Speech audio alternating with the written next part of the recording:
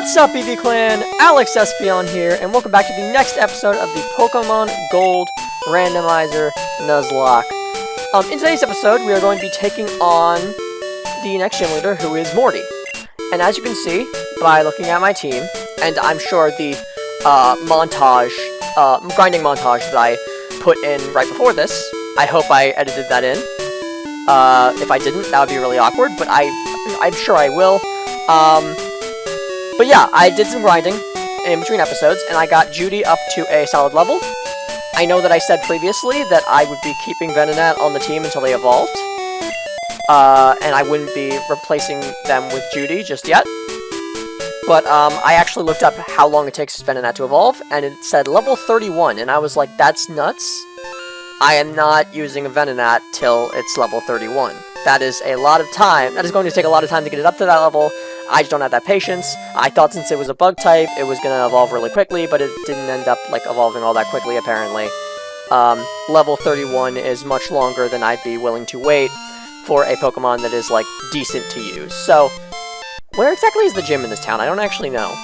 I'm sure there is a gym in this town, because I'm just going off of, like, my knowledge from the anime, and I'm sure I saw one earlier, too. But here it is, here it is. I seem to be able to find it by the, just the largeness of the building, and the orange roof. I was able to identify that it was the gym. So now we're going to talk to this guy. The trainers here have secret motives. If you win, they may tell you some deep secrets about Egritique. Okay. So, yeah, I'm a little bit nervous, guys. I don't know what the levels are for this gym, necessarily. Much like I don't know the levels for really any gym before I go into them. But we're just going to give it our best shot. We're just going to see what the levels are looking like on this trainer right here. If it's really intimidatingly high, then we might have to save this for a later episode. Or just, like, till, like, later on in this episode, do some training, find some trainers, you know. Like, fill the first half of the episode with that, and then we can come back to the gym later, maybe if that doesn't take too much time. But for now, we're just going to go in and see if the levels are all right now. Let's see if we are well-equipped to fight this gym at our current, like, level. Can you inflict any damage on our Pokemon? I mean, in a normal playthrough, that might be a problem, because you're all wielding ghost types. This is a ghost type gym after all. However, this is a randomizer, so I don't really have to worry about an abundance of ghost types in this gym. Unless it just happens to randomize to the 4 ghost types in this game, which I feel is highly unlikely, due to, obviously, the low amount of them that there are. I'll probably see, like, 2 or less ghost types in this ghost type gym, just because it's randomized, and there's not a lot of ghost types for these Pokemon to randomize into. It's crazy that they had 2 ghost specialists, Gen 1 and Gen 2, even though, like, in Gen 1 there were only 3 ghost type Pokemon, and in Gen 2 they only added 1 more. Crazy that they were like, in these 2 generations that have so few ghost type Pokemon, we are going to do 2 ghost type specialists. I mean, I get that they wanted to do, like, gyms for every type, but, like, so, yeah, if they wanted to do, like, a ghost-type gym leader in Gen 2, like, fine. Whatever. Gen 1 and Gen 2, they wanted to do, between those 2 generations, they wanted to do, gyms specializing in every single type, because obviously there were 16 types. I think now there's 17 because fairy type, but before there were 16, so they wanted to do every type. And in Gen 2, by Gen 2, there were 16 types, so they were like, okay, so we'll just not repeat any types. And I don't know if they were, like, really planning that since Gen 1, to have, like, you know, since there's 8 gyms, they were going to do 2 generations, and then in those 2 generations, they were going to do all 16 types, because obviously in Gen 1, there were only 14 types, because they hadn't introduced Dark and Steel yet. Then in Gen 2, they introduced 2 new types, and then all of a sudden, they could be like, oh yeah, Gen 1 has 8 gyms, Gen 2 has 8 gyms, together that's 16, which is all 16 types. But, like, I don't know if they were planning that since Gen 1, because obviously in Gen 1 there were only 14 types, so I don't know if they just, like, chose 8 gyms as an arbitrary number in Gen 1, or they had that plan from the beginning, that they were going to be, like, 8 gyms, and then another 8 gyms, to make 16 gyms, which was all 16 types, and they just planned to add more types later. See, I don't know if it was, like, we're adding more types so that we can have 2 generations, each with 8 gyms, and then cover all types, or it was just an arbitrary number, and it just happened to work out when they added 2 more types. I don't really know. But, I suppose, maybe that knowledge is out there somewhere, maybe it is like a thing that exists. When a series has been around for as long as Pokemon, hold on. When a series has been around for as long as Pokemon has, I'd imagine, like, over time, knowledge gets leaked, it becomes, like, available.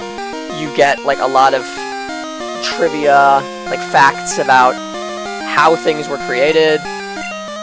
Obviously, this knowledge wouldn't have been, like, it wouldn't have been really available to the public, like, in the 1990s, like, after Pokemon came out, like, Gen 1 or Gen 2, or even, like, probably the early 2000s, or 2000s at all.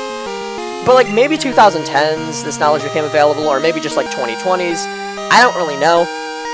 But, like, when a franchise has been around for as long as Pokemon has, I'd imagine that some things have been, like, leaked out to the public. I'd imagine the public has been made aware of some sort of a bunch of knowledge regarding, like, how the first game was made, some of the thought processes that went into it. You know, because that's sort of the kinds of things that get released into the public after, like, 20 years of a franchise being around. Like, just the origins of it, the thinking behind it, like, the planning that went into it. Just, like, some of the, like, I don't know what to call it. It's, like, brainstorming. I know that, like, Pokemon has released in the past, like, a bunch of, like, well, I don't know the term, but it's, like, the basic drawings of the Pokemon. I know they have released a bunch of those in the forms of, like, guidebooks and stuff, I think. And that's really cool, but I don't know if that knowledge is, that knowledge of, like, why exactly there's 8 gyms, like, some of that early, like, game mechanic stuff, because I know we do have, like, I don't know if that exists. I don't know if that's, like, available to the public, because I know we do have, like, that, oh yeah, this is the planning that went into, like, Pokemon. These are, like, the early designs of Pokemon, right? They have, like, early Pokemon designs available to the public. Like, you can see those. You can, like, look those up. They're in guides books and stuff, and they've been released. You can look at, like, old models for Pokemon, like, original designs. That's really cool. But, like, I don't know if there's like, old thinking, like, old planning for games, like, plot-wise, or, like, game design-wise that is available to the public. Obviously, I know, like, Pokemon are, like, early designs for Pokemon. But in terms of, like, early, gameplay mechanics and, like, early, like, town designs and character designs and, like, plot synopsis, I don't really know if those are available to the public. But I'd imagine a decent amount of them are, just because Pokemon has been around for a long time. And I don't know about, like, future generations, but definitely Gen 1 and Gen 2, I'd say, like, there must be something out there. Certainly, like, there has to be. I'm not saying that there's, like, that knowledge of, like, why it's 8 gyms, or, like, were they planning to add Dark and Steel from the beginning, and they just didn't do it because they didn't have time for Gen 1. Like, I don't know. That knowledge, I don't know, I'm not sure if that's out there. But I know that, like, certainly, since Gen 1 and Gen 2 are so old at this point, there must be some sort of, like, plot or game design, like, early plot, early game design knowledge of, like, what exactly they were planning. That must have been released to the public at some point. If early Pokemon designs have, like, you have, like, Gorochu, which is, like, in case you're unaware, like, the evolution of Raichu that they were planning to put in order to make, like, Pikachu a 3-stage evolution line, but then obviously they changed their minds and instead made Raichu the last stage of the evolution line, and made Pichu the first, instead of Pikachu. So, like, they changed their minds on that. It was originally going to be a 3-stage evolution line starting at Pikachu and ending at Gorochu, but then they, like, scrapped Gorochu, and they instead made it a 3-stage evolution line, still a 3-stage evolution line, but this time starting at Pichu and ending at Raichu, now putting what was originally planned to be the first Pokemon in the evolution line, Pikachu, as the middle Pokemon in the evolution line, which, obviously did not do Pikachu a whole lot of favors, did not do the evolution line a whole lot of favors in terms of making it usable. I mean, Raichu isn't bad, but, like, Pikachu as the middle evolution of the evolution line is just kind of painful, because obviously it was meant to be the first stage of the evolution line, so it really wasn't all that strong. You really can see, like, in terms of, like, the anime and stuff, and, like, looking at, like, the anime and Pikachu's power, like, looking at its stats, which are just terrible, that, like, this definitely was supposed to be the first Pokemon in the evolution line. You can just see, like, based off of that, because, like, obviously, its stats are terrible. which makes sense because it was originally supposed to be the first Pokemon in the evolution line. And then you look at the anime, and Ash gets a Pikachu, like, as his starter. And starters are usually, obviously, you get them as the first stage in their evolution line. It wouldn't make much sense if they just, like, handed you a Charmeleon. You'd be like, what happened to Charmander, you know? Like, they give you the first stage of the evolution line, which is why, like, now it seemed kind of weird to us that Ash was given, like, a Pikachu rather than a Pichu. Why was he given the middle stage in the evolution line? But originally that was planned to be the first stage in the evolution line, which makes it make a lot more sense. Ah, well done. That trainer took forever to take out, honestly. Probably because I was just so distracted by what I was saying, and I wasn't really paying attention to, like, the Pokemon that were out. And so I was, like, opening up the menu to switch, then I was like, forgetting what was out, and then I looked back, and then I was like, oh, okay. This Pokemon is out. And so then I opened up the menu, and I'm like, what should I switch out to? I forgot which Pokemon is out. Let me look again. I'm just all over the place. My brain is all over the place today. Whatever. We're going to continue on. And I'll try to slow down because I am well aware that I am talking very fast right now. We use only Ghost-type Pokemon. No normal-type attack can harm them. Okay. Luckily, I have far more than just normal-type attacks, which may be a problem, as I said, in a non-randomized game. But in this file, I have plenty of different types of Pokemon that are not just normal type. They have tons of different, like, stab moves and stuff of other types besides normal, so I think we're all good in terms of dealing with ghost types. I don't know if we're necessarily well-equipped to deal with ghost types, but we certainly don't have, like, a lack of non-normal or non-fighting type moves. So, like, we can hit them. I don't know if we have really, like, good counters to them, but we can hit them. It's not a problem to hit them, at least. Don't know how well equipped we are to counter them. I don't know if we have, like, really a lot of dark-type moves or, like, ghost-type moves that are, like, super effective on them. But we can certainly hit them. That's not a problem. Stumped by our invisible floor? Defeat me if you want a hint. Okay. Now, I mentioned it before. I love that, transition. I think it's so cool. I like something about it. Like, it looks very retro in an interesting way. Like, I like how it's made out of, like, little blocks, right? And I think that's cool because it's not like they tried to make it look high quality, like, good graphics or anything. And I don't know if they'd, like... The design they settled on ages really well because it doesn't show how, like, old the game is, really. Zapdos is kind of scary because we have a water type. Our three most powerful Pokemon are a water type and 2 flying types, but Quan is also a ground type, so they are immune to the electric type moves, thank goodness. Thank goodness we have something to counter the Zapdos. But, as I was saying, I forgot what I was saying. Let me think about it some more. Okay, there we go. I found it again. So, basically, they had, like...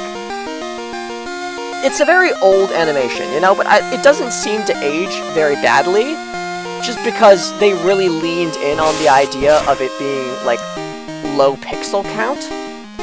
Like, you know, they didn't try to make it look super high quality and, like, rounded or anything. Like, they really leaned in on, like, the low bit count and made it, like, fully out of cubes. Like, fully out of very obvious cubes.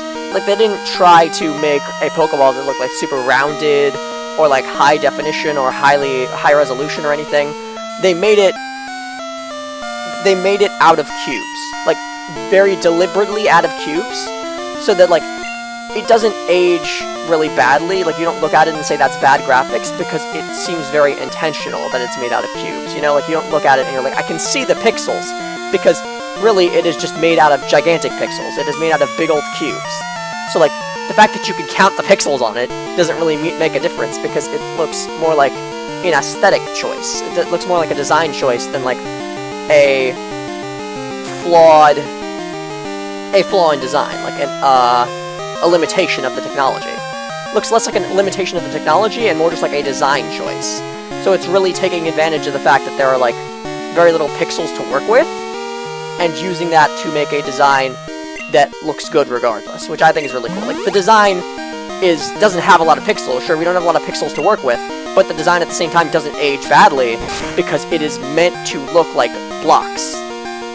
It is taking advantage of, like, the low pixel count to make a design that is made up of blocks so that, like, that low pixel count isn't really a problem, because you're just taking the small blocks and using them to make bigger blocks, rather than taking these small blocks and using them to make, like, really round-looking things, which can kind of look like, you know, not age very well. In general, like, pixel art in Pokemon is very good. I am, like, really surprised, like, looking back, and looking at the fact that this was made in, like, what, 2000? 1999? I think it was 1999. Because Pokemon the Movie 2000 was Gen 2, like, sort of in the middle of the Gen 2 season, I think, so it must have been, because I know that the anime came out after the games, so the game must have been 1999, and then the anime for Gen 2 games must have been 1999, and then Gen 2 anime must have been 2000. I did realize, however, during this battle, that, I do not necessarily have the greatest amount of healing items, and by that I mean I have 0. So I should go, buy some of those. I guess I just, like, I was planning to, like, buy healing items pretty quickly, when I got into the next town, because I knew I only had potions. And I was like, I can't really rely on just potions, I need super potions. So I knew I was planning to, like, go into the town and then just buy more healing items pretty much immediately for sake of my safety. But I guess I just, like, I guess I just didn't really get down to it, like, very quickly. I guess I just, like, slipped my mind. I mean, I did have healing items for the rival battle. I guess, like, I walked into that being like, I don't really think I thought about healing items walking into the rival battle, but at the same time, I had potions when I walked into the rival battle, so I think I was, like, subconsciously kind of like, okay, we're fine. We could buy super potions right now, but I don't really need to. And, I think during the rival battle, we used all the potions we had left. So, even though, like, potions were not terrible, even though I wasn't really in a rush to buy super potions, and I was like, I could just work with the potions for now. Now I need the potions. Now I need not just potions, but super potions. And now, because of me depleting my potions in the rival battle, I have neither, so I definitely need to buy healing items now. What? Sorry, girl. I seem to have whooped your butt a little bit. Fine, I shall tell you the secret of the invisible floor. The path is right before our eyes. Right, so in case you didn't understand the gimmick of this gym yet, guys, you just follow where the line of sight is. You don't just, like, you think you just walk forward, right? Like, you just walk in a straight line, because this woman's up there, so clearly there's, like, path leading to her. Well, there is path leading to her, but you need to follow the guy's line of sight. Apparently not all the way, though, because if you don't, you just, like, fall right down here. I kind of forgot the gimmick of this gym when I walked right in. When I walked right in. Unnecessary wording. When I walked in. But, now I recall. Now that she literally told me what the gimmick of the gym is, I recall what the gimmick of the gym is. Go figure. But we're gonna heal up our Pokemon now. And not just that, we are also going to, while we're out here, while we're outside of the gym, go to the Pokemart that is a few doors down, and buy some super potions there, hopefully. In the last town we went to, we were only able to buy potions, so hopefully they will have super potions here.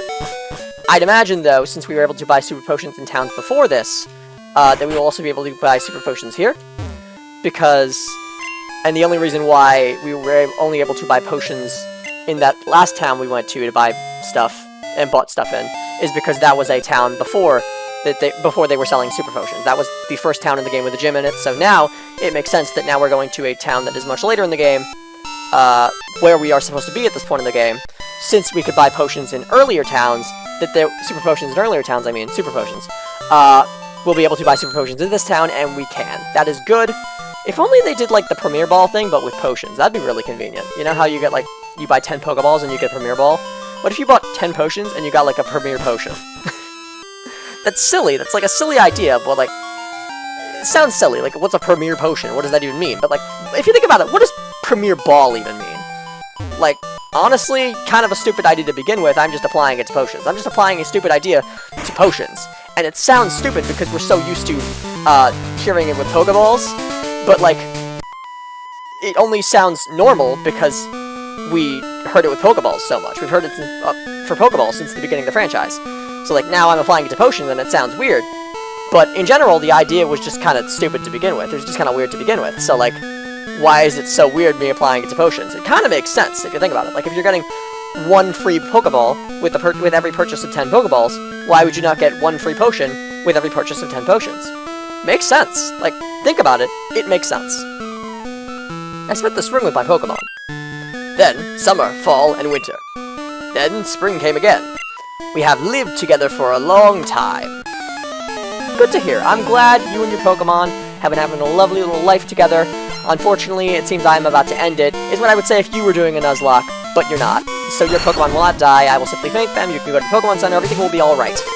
I, on the other hand, am doing a Nuzlocke, so if my Pokemon faint, they are frickin' dead. So please do not kill my Pokemon. That would be very mean. However, even if you did want to, I don't think you could, because we have our Pidgeotto here, which is such a good counter to your Ivysaur. There is no way you could possibly take it out. Especially considering how much higher my level is than yours. It's only 7 levels, but 7 levels could make quite a difference.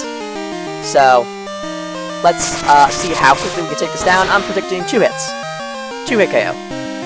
Okay. Yeah, it was going down pretty far, so I was like, maybe maybe 1-hit KO, but actually it was 2, just as I predicted. I wasn't very confident in that prediction, but it turned out I got it right, so that's cool. I was thinking, part of me was thinking it was 1, but I put 2 out there just to be, like, careful. Just to be generous, be like, hey, maybe the Ivysaur is bulkier than I thought. I put 2 out there. I thought kind of 1, but I was really thinking 1, but I was like, maybe 2, so I'll say 2, just to be like, you know, what's the word? I don't know the word. Forget it. Just to be, I can't forget it. I'm so fixated on figuring out what word I was gonna say. Just to be, I don't know, like, careful? I guess that's not the word I'm looking for, but that'll do. Just move on, Alex, move on. Wins and losses. I experienced both. Just like my loss of not being able to remember what word I was about to say. Frick. Okay, should have followed his line of sight, I guess. Did I not go from that direction, though? I'm confused. Wait, which way did I go and which way did I not go so far? Did I come from that direction, or did I need to follow his eye line in that direction? I don't know. Let me see. So I went up there. Okay, I do need to follow his... Frick. Went a little bit too far there. Okay, so we're gonna go over there. Nope. Frick. Forgot the gimmick of the gym for a second there. Okay. The hardest puzzle in the game. Literally the puzzle where they explain to you exactly what you need to do. Apparently, it's super difficult, guys. I shall win! No, you shall not. Because my Pokemon, judging by the previous trainers, I have definitely more Pokemon than you. Strength in numbers, we will take you out. And yes, we do have more Pokemon than you. Twice the amount of Pokemon you have, in fact. However, at least you're doing better than the previous trainer, who only had 1. You have 3. That's better, but I still have double the amount of Pokemon you have. But then again, technically, if you think about it, the amount of Pokemon I actually have who are equipped to fight you, like well-equipped, who have a decent enough level to really combat you, are only 3. I have only 3 Pokemon that are, like, ready for battle. So I guess this is a more even match than I first anticipated. But that's okay, we will still win. However, I will say, not exactly the best equipped to deal with Steel types. That is something that I did not realize before, but now that I'm seeing it, now that I'm in a battle where I'm fighting a Steel type, I'm like, huh, my team really can't deal with Steel types. Despite the fact that I have a Ground type, guess what? My Ground type has no Ground type moves. So, I don't really... I'm a little lost on what I should be doing here. What would be the best course of action? I'm just going to go with bring out Juan and spam the best move that I could possibly do. Because Juan is going to be immune to the Electric-type moves, while my other 2 good fighters that I can actually really use in this gym are weak to those Electric-type moves. So really, while Juan isn't the best equipped for this, they are... Well, they aren't the best equipped Pokemon in the world for this, but they are the best equipped Pokemon on my team for this. So we shall... send out Juan, and see how long it takes to slowly whittle this thing down with cuts, because that is the not the quickest option, probably not the quickest option, but the safest option. So we're going to go with that one. We're going to go with that course of action, because, just, in Nuzlocke, it's good to be safe. So, I mean, we're confused now, we might hit ourselves a couple times, but we're still not really in danger of, like, dying to this Magneton at all. It's just not doing enough damage for it to... be at a risk, for me to be at risk, any real risk of dying. even if I am hitting myself in confusion a couple times. And even, like, I say even if we're hitting ourselves in confusion a couple times, but, like, that didn't even happen. We didn't have to worry about that. Juan didn't even hit themselves in confusion a single time, so that's really good, actually. Shout out to Juan, being an absolute, goat right now. But now they're sending in Krabby, which Juan is weak to. I feel like the confusion is going to run out at this point, and this is definitely not really worth risking at all. But I kind of want to do it. I kind of want to keep hitting Juan against the Krabby, because Krabby has low special defense, probably. It has high attack, so it probably has high defense, but it's usually like attack, as I said in the previous episode, it's usually attack and defense that it's good at, or special attack and special defense. So since it's an attack, and since it's got high attack, and I don't think its speed is very high, it's probably a more attack defensive Pokemon, rather than a special attack, special defense. It's not usually attack and special defense, or special attack and defense. Usually if it's special, it aligns, and if it's physical, it aligns. It's either physical attack and physical defense that they're good at, or special defense and special attack that they're good at. So, since this thing is a good physical attacker, I would say it probably has pretty lousy special defense, probably defense that it's better at, by a large margin, considering how much better its attack is than its special attack. But it is still kind of scary, because this thing could hit me pretty hard. Actually, never mind, now that I think about it, since it has such lousy special attack, and therefore probably such lousy special defense, not only is our Thunder Shock going to be doing a good amount of damage, probably a very good option, but it is also not going to be doing very much damage to us, because of all water-type attacks in this game being special. This bubble shouldn't do all that much, yeah. It is scary because it's a super effective move, but in actuality, since the thing's special attack is as low as it is really not all that much of a problem. So I was fretting over nothing, and really, like, my brain was running at 5 miles a minute trying to figure out what would be the best course of action against this Krabby. But in actuality, the answer was pretty simple, just stay in. And I won't lie, I was going to switch out, and then I accidentally pressed the B button, because I didn't realize that, like, you know, I was only being given the opportunity to switch out because, like, it's the shift mode switch. I thought I was just, like, switching Pokemon. I didn't realize that it was, like, asking me, do you want to switch Pokemon here? I thought I was just, like, switching Pokemon myself, manually. So I didn't really think that, like, pressing the B button would make any difference, but then I realized once I pressed the B button, like, oh snap, I just skipped out on my ability to switch. Now, whoever I send in is gonna have to take something, and so then, after that revelation, I was like, okay, if whatever I switch in has to take something, then I kind of just want to keep Juan in, because I really don't think it's that big a deal if Juan has to fight this Krabby. I don't think it's really that much of a challenge, considering Krabby's special attack, Krabby's low special attack. So we're going to send in Henrietta now against the Tentacruel, because Tentacruel is another water type, which means it is another Pokemon that Stab is super effective against, that, first of all, probably has moves that are super effective against, Juan, and second is probably Stab with them. It is another Pokemon that fits those two, that has, like, those two qualifications. And, unlike Krabby, it has really high special attack, so we should probably, so obviously, the right choice was to switch out Juan and go instead to Henrietta, because while it liked Juan to, be higher level than Henrietta pretty much all the time, and we are getting pretty close to that, honestly. Henrietta and Juan are now at the same level, so I'd like Juan to level up to level 30 before Henrietta does. Even though that is the case, I think that honestly the best choice, by a large margin, is to switch Juan out and go to Henrietta. I lost. And while I do think that, what is his name? Judy would have been able to handle the Tentacruel, I don't think it would have been nearly as well as Henrietta, and in my mind there's still a chance that they would not have been able to. Just because we don't have, I don't know, they're just not as high level as Henrietta, so they're not really as high level as Henrietta and Juan, so that kind of worries me, that play, sending out Poliwrath when, Henrietta is just such a better option. And I don't want to really go back, all the way back to the Poké Center at this point, because it's just, then I have to do this whole, like, walking across the invisible platforms again, and that would just kind of be a pain in the neck. So I'm just going to heal up with the potions I have in my bag, rather than going all the way back to the Pokemon Center to heal, and hopefully I could just, like...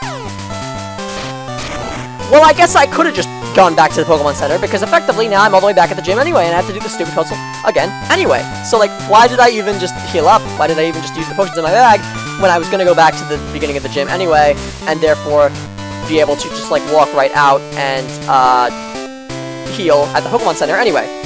Silly me. I literally just wasted potions for no real reason. But that's okay. You know what? I didn't know I was going to fall off. I guess, given the fact that I wasn't aware of what was about to happen to me, it was the better decision for the sake of the video, and for the sake of not wasting y'all's time, to heal up with the potions in my bag rather than going all the way back to the Pokemon Center. But if I knew that I was just going to fall off and be right back at the start of the gym, I probably would have just gone to the Pokemon Center and not wasted potions. But anyway, good of you to have come. Here in Ecruteak, Pokemon have been revered. It's said that legendary Pokemon will appear to the truly powerful trainers.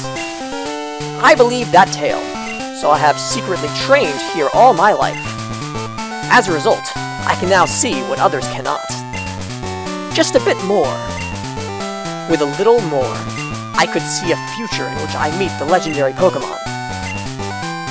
You're going to help me reach that level.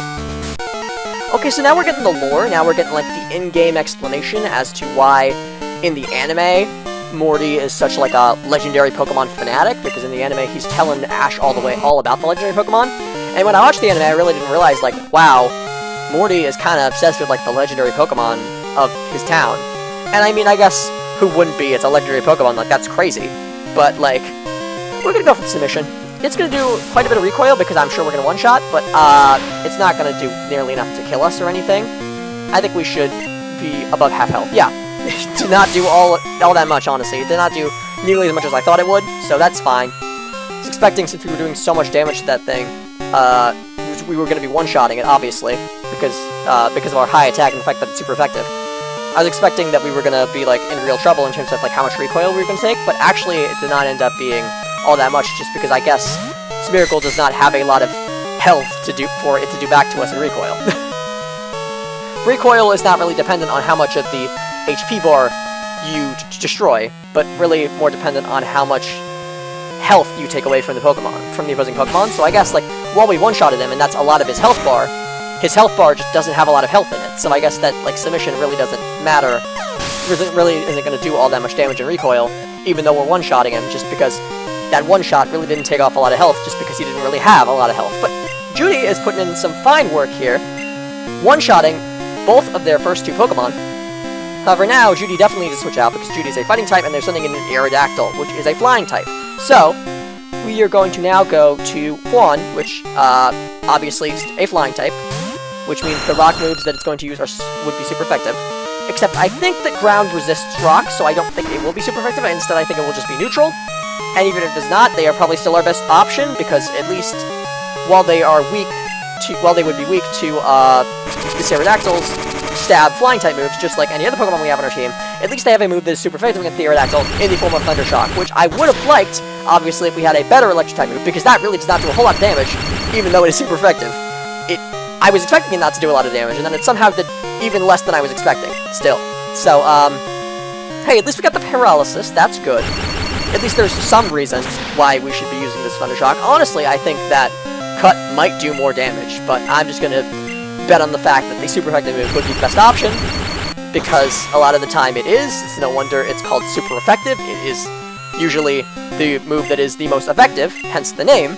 But in this case, it might be better to go for, honestly, the not very effective move, just because of our lousy, absolutely lousy special attack. I was mentioning how that Krabby before had lousy special attack, but ours is probably even worse, because our attack is probably, like, comparatively to Krabby's, like, yes, it's better, because, like, we are a fully evolved Pokemon, but, like, I don't know, like, I feel like our attack is not much better than Krabby's, even though, just like we are a physical attacker.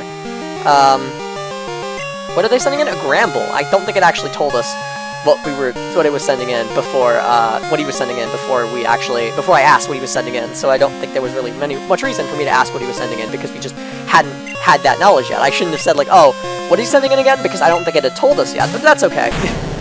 But yeah, I was just, you know, I didn't know, because in the anime, I feel like it wasn't that obvious, or maybe it was, he mentioned it, and I just wasn't literally listening to the exposition, but my gosh, that did not do a whole lot of damage, hence me saying, like, oh my gosh, even though we're a physical attack, our physical attack is pretty darn bad. Honestly, now that I'm looking at it, Thundershock was probably doing more damage than Cut was, especially because, like, you see Cut is, like, barely doing more damage than that Thundershock was, and it's neutral on this thing. It was not very effective on the Aerodactyl, so it probably would have done much less damage than this, and therefore Thundershock was probably the better play, even given the wide gap between our physical and special attack that puts our physical attack at so much greater a value than our special attack. But Author Dudley has been defeated, aka Morty, if you play the game like a normal person. I'm not good enough yet. Alright, this badge is yours. Thank you, Author Dudley. Or should I call you by your real name? Morty. Yeah, that's right. I know what your real name is. Your pen names and your, whatever you call, your pen names and your nicknames and your, pseudonyms. Don't fool me, I know you're Morty. I know underneath all those fake names, you're still Morty. I know. By having Fog Badge, Pokemon up to level 50 will obey you. That's a pretty high level, honestly. Also, Pokemon that know Surf will be able to use that move anytime. I don't think we'll need to go above that level to fight the Elite Four. That's pretty high level they allow you to train your Pokemon up to without them, like, disobeying for only the 4th gym. This is the 4th gym, right? Whitney's 3rd, right? Yeah, I think this is the 4th gym. Pretty darn sure. I want you to have this, too. Alex received TM30. Pretty darn sure. Not absolutely sure. So please don't yell at me in the comments if I'm wrong, but I'm fairly sure this is the 4th gym. It's Dragon Breath. It's pretty good TM. Use it if it appeals to you. Only thing is, there aren't really that many Dragon types in this game, so I don't know how useful it is. Especially since, like, Dragon... I feel like Dragon isn't super effective against much. I feel like Dragon is a much better type to have in a Pokemon than to have in a move, because I feel like Dragon isn't really super effective on much. Meanwhile, it's resistant to a lot of things. Like, Dragon is definitely more resistant type than it is... a type that is more resistant to things than it... A type that is resistant to more things than it is super effective against. So, I'd say, like, defensively, it's a much better type than it is offensively. A Dragon-type Pokemon is much better than a Dragon-type move. Just because I feel like Dragon's not super effective against much. Meanwhile, it resists a whole lot. What is Dragon super effective against, honestly? Like, Dragon? Dragon and what else? Surely it must be super effective against something else, and I'm just, like, forgetting. Is Dragon only super effective against Dragon? If that was the case, I don't know why it would be considered such, like, a strong type. I mean, I guess defensively it's such a strong type because it resists all those things. Like, it resists, like, fire, water, grass. That's the main, like, elements that, like, all the starters have. So I guess, like, it resists starters, that's pretty powerful. But, is it only super effective against itself? Am I just blanking on, like, another type that Dragon is super effective against, and I'm just being stupid? I don't really know. But anyway, guys, regardless of whether or not I'm being stupid, it is the end of the episode. Make sure you like, comment, and subscribe. Thank you so much for watching, EV Clan. And I will see you all next time. This is Alex Espion, signing off.